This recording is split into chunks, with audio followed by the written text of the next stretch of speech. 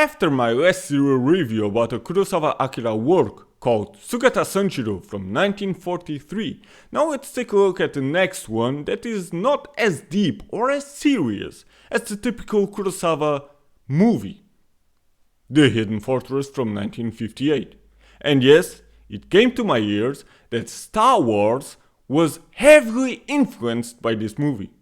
But I'm not drawing any comparison. Why? Well, I've never seen Star Wars. And I never will. Sue me.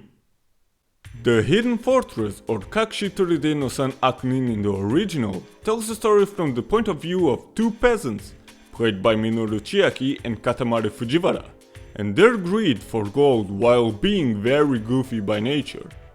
The movie shows how they accompany a young princess called Yuki, played by Uehara Misa, and her general called Makube Rokurota, played by the legendary Mifune Toshiro, and try to escort them across enemy lines.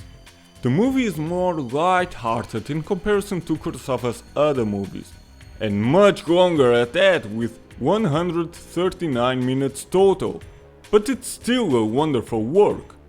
The story is very basic actually, yet it's still very impressive.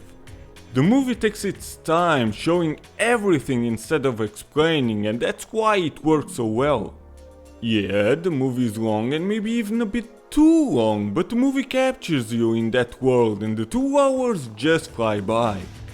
When a movie is able to make you forget about time, then it has done its job.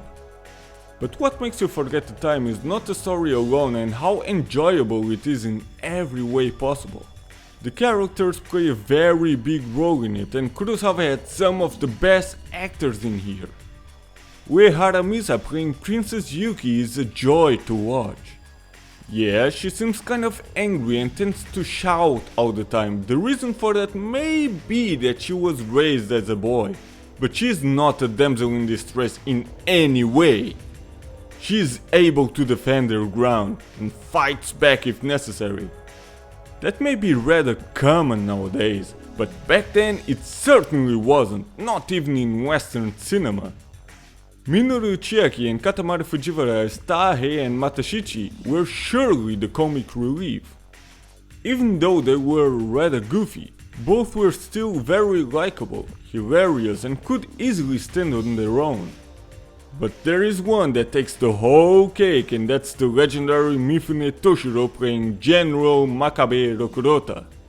In his first scenes he doesn't even say anything, yet he immediately leaves an impact.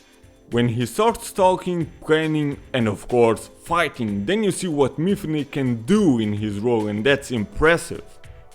A very respectable general protecting the princess may not be something new, even back then.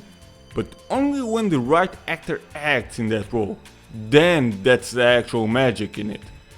The camera work has the, let's call it, light version of Kurosawa's stamp on it, and the sound is not all that noticeable but still fits very well.